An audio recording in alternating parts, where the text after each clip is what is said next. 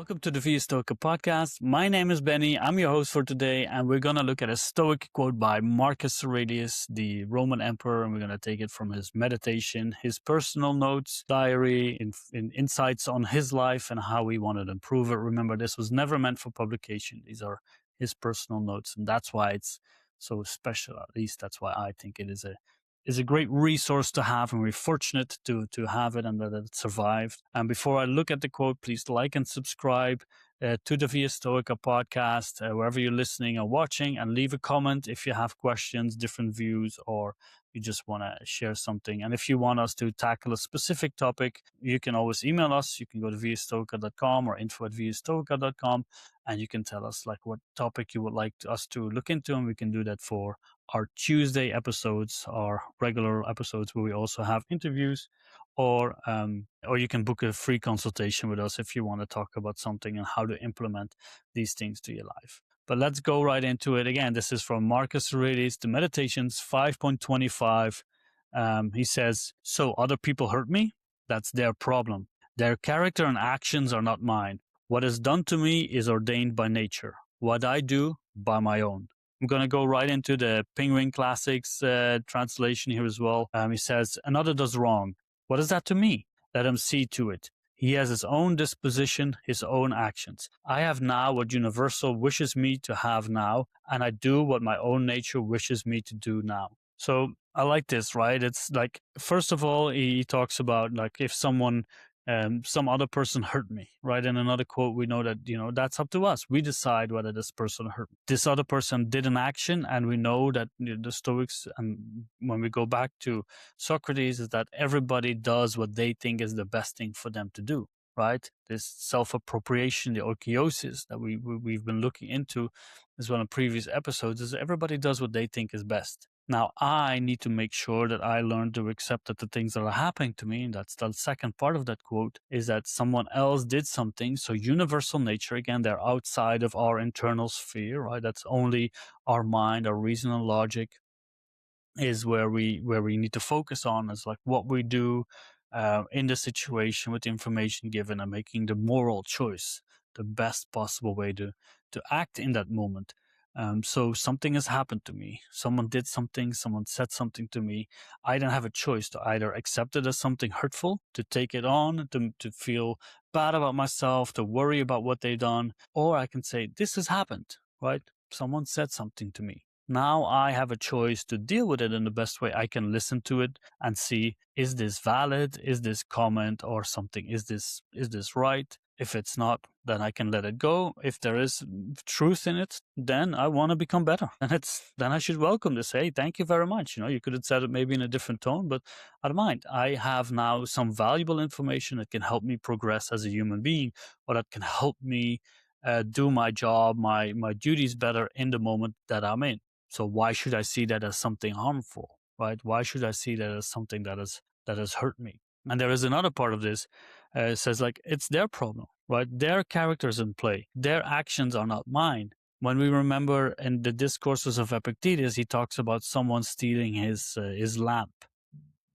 And he said like, for that person, the price of stealing that lamp, to become a thief, was enough to take that lamp, because that's what happened, right? We have to keep in mind that the Stoics are really focusing on the preservation of our soul and character. That's really what matters. People can take away our stuff. Even, Seneca of Epictetus puts it like they can chop off your arm, but if you don't care because you still have your reason and logic, then what power do they have over you? Then you can be really free, right? You take away the power from the external world and you place it in your own. I can still use my reason and logic, whatever happens around me. Now, is that easy? No, it's very difficult to do. But the thing about it is that, yes, they are extreme examples here, right? But we can practice these things. And I think that that's why this quote is so beneficial to us, because we are interacting with many people around us. And even in the smallest things, when we're driving, people, they can cut in front of us, or they can drive slow, right? But that's what they think is the best thing for us to do. For us, our responsibility, especially for example, when you're driving, is to remain calm, to make sure that you are driving safely, to give them space, right? If they do what they need to do, then you need to make sure that you are taking on your responsibility as a safe driver, not just for yourself, but also for those around you. If you are being cut in line in a supermarket, or if someone shouts something to you, take a step back, apply that pause and ask, what should I be doing? I don't want to be disturbed from my peace and quiet.